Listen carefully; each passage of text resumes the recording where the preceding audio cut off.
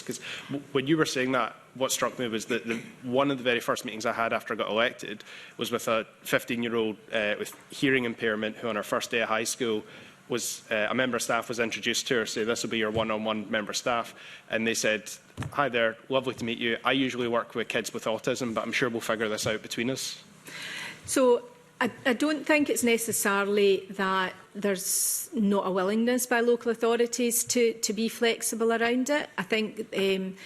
there are a range of reasons why those kinds of things can't happen. So very often, and Sylvia will speak more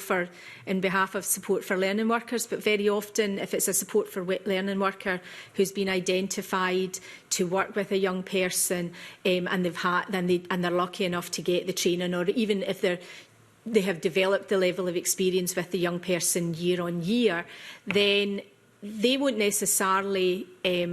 there won't necessarily be the facility for them to move on with that young person or to move around. And there are a variety of reasons for that, one being to do with employment laws and all the rest of it. Another to do with the fact that, particularly support for learning workers, they very often work in their communities. They, when we're talking about mainstream, they very often live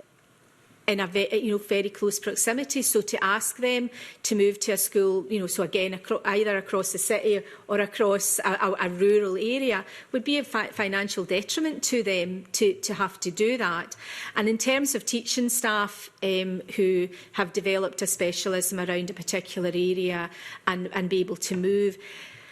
within the mainstream setting, your numbers of actual specialists have reduced so much that actually what you have are core teachers who have developed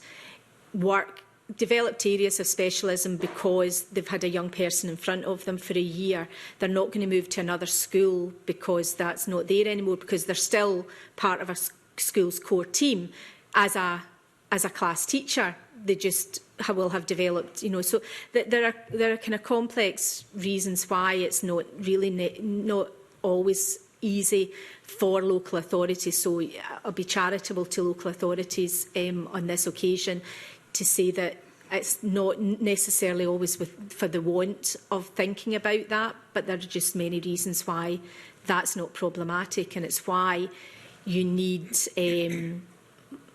more opportunities everywhere, because what we're seeing is that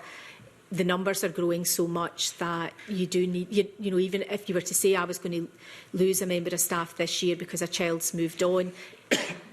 in August I could take in another child that would have required that person anyway. So,